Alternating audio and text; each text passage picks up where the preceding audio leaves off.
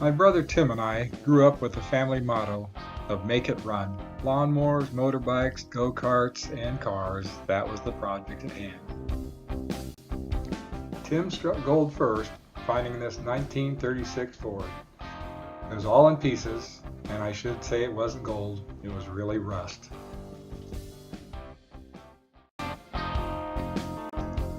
I originally turned down this project with 2 children under 2 years old, but Diane said, have a good time and work with your brother.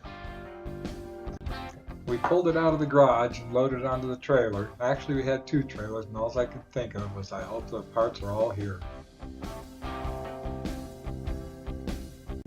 Tim took all the body parts to his house to be able to strip off all the old paint and get it down to bare metal. It is a nasty job to use chemicals and strip off all the old layers of paint. He is getting closer, but this is just the body. All the other items, doors and trunk lids and hoods and fenders, they've got to be stripped too. My part of the project is to get the chassis organized and ready to go. Here we are, the chassis is all restored, repainted, and ready to go. Well, not so fast. This is my way of keeping track of how much time it's going to take if I can get this done before Michael goes to college. I'm removing the old straight axle suspension in favor of the new, more modern, independent suspension from a Mustang II. Here I have already installed a Ford rear end with parallel springs. Now for the front end, we've got to cut the frame to weld in the new cross member.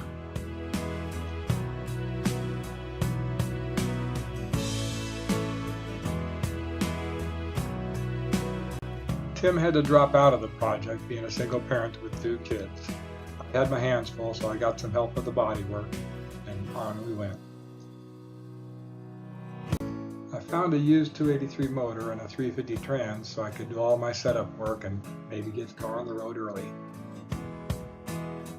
I fabricated a tow bar so I could drag it around the city to get things done. Here I'm off to the muffler shop to get the exhaust system put in. Here it is up on the rack. Now I chose to add some glass back so I'd get that nice little rumble sound. I had to modify the firewall and the floorboards to be able to get that Chevy motor installed correctly.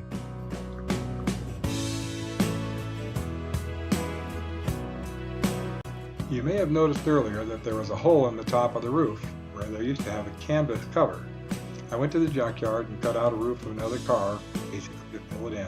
What a job.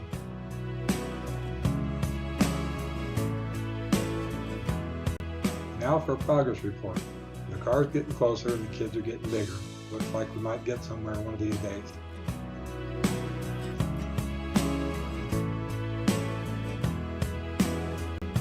I made that old 283 look pretty with some fresh paint.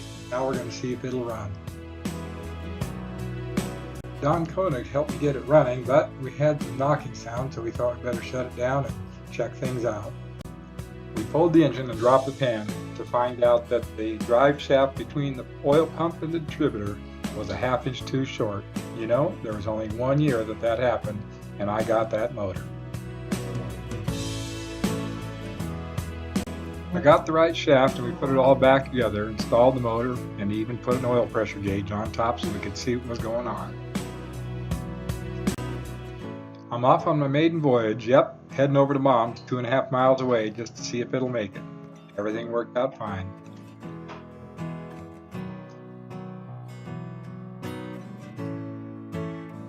I'm off to the tire shop to get this thing roadworthy. Well, Diane's a little tired of being ignored, so here she is in the thick of things. Here she is looking pretty, but I gotta tell you, lining up this hood and all these fenders and getting all the seams straight, that was a lot of work. I drove it for a couple of years like this, just to work out all the bugs and find out where the problems were. Now it's time to take it apart again. A car like this gets painted in pieces. Lots and lots of pieces, and a lot of work to get them ready for paint. This is an all-steel original car, so naturally there was a fair amount of rust and some things to get fixed. It just takes time to go through it all. There's an old saying that rust never sleeps, so you gotta fix it and not paint over it. Now that looks better.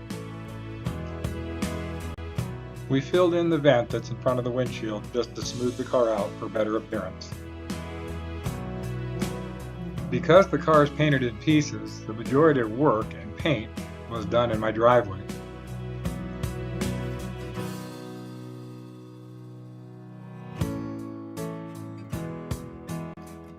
Now we're starting with final paint. Mark's in charge of the painting. Me, I get sandpaper.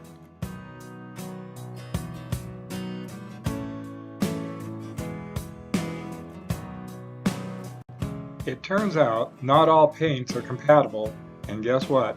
My finished color was not compatible with the primer we used in the past, so we had to repaint the entire car with this black paint to seal it. I rented a paint booth to paint the main body so we wouldn't have any dust or dirt. It looks pretty, but actually there's a lot of dust and dirt in the paint. We had to sand it all down and paint it again. I fabricated a paint booth out of plastic off my deck at the house, and we painted the car again in the driveway.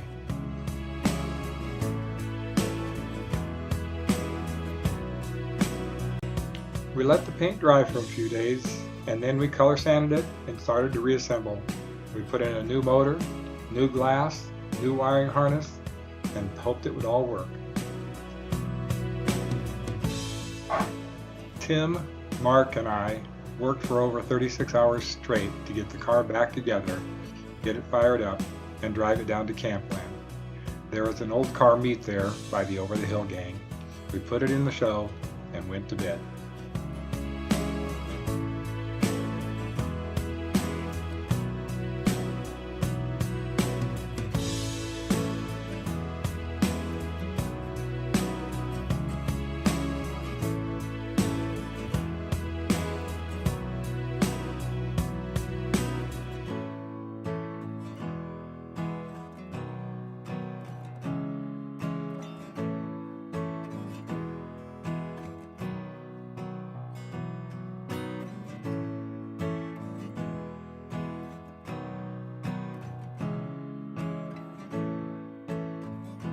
This is my dad, and the 36 Ford was his favorite car.